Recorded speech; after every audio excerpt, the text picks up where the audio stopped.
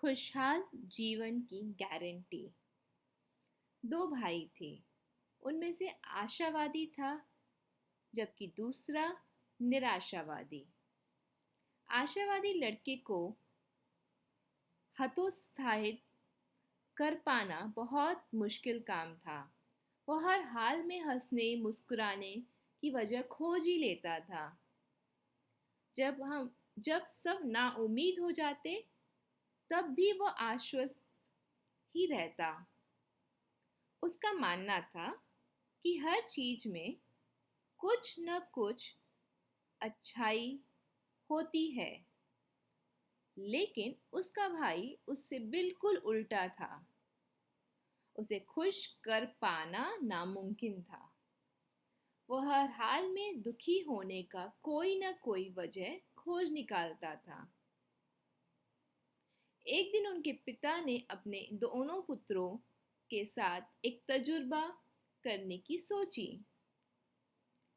वे अपने निराशावादी बेटे को एक ऐसे कमरे में ले गए जो कि तरह तरह के खिलौनों, वीडियो गेम्स, साइकिल, चॉकलेट इत्यादि से भरा हुआ था और जिसमें एक बड़ी सी टीवी स्क्रीन भी लगी हुई थी। यह सब दिखाकर उन्होंने उससे कहा कि वह इस कमरे में रहे और जो चाहे करे। इसके बाद वे अपने आशावादी बेटे को लेकर एक दूसरे कमरे में गए। वह कमरा घोड़े की लीद से भरा हुआ था। उन्होंने उस बेटे को भी कमरे में रहने और जो चाहे करने की बात कही। कुछ समय बाद उन्होंने सोचा कि अब चलकर देखा जाए कि कौन क्या कर रहा है। सबसे पहले निराशावादी लड़के के कमरे में गए।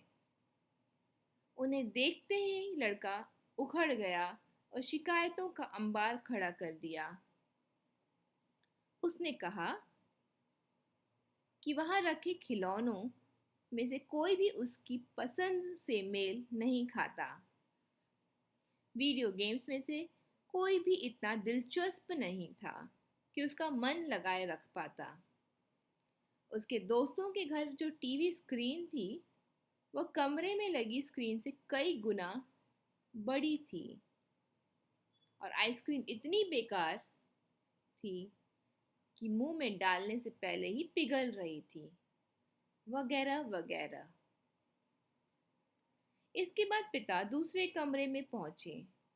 देखा तो लड़का मजे से गाते गुनगुनाते और बड़े ही जोश और खरोश के साथ लीद के उस बड़े से ढेर को हटाकर कुछ खोजने की कोशिश में लगा था। पिता को बड़ी हैरानी हुई। उन्होंने पूछा, क्या कर रहे हो?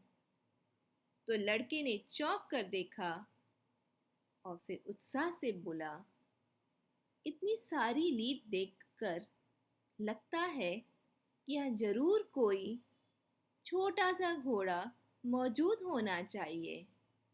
उसी को खोज रहा हूँ। तो देखा आपने, खुश रहने के लिए हमेशा अनुकूल परिस्थितियों की आवश्यकता नहीं होती। आवश्यकता होती है परिस्थितियों के प्रति अनुकूल दृष्टिकोण रखने और सकारात्मक प्रतिक्रियाओं की। अगर आपका एटीट्यूड सही है तो आप हर हाल में खुश रह सकते हैं और खराब एटीट्यूड आपको किसी भी हाल में खुश नहीं होने देता।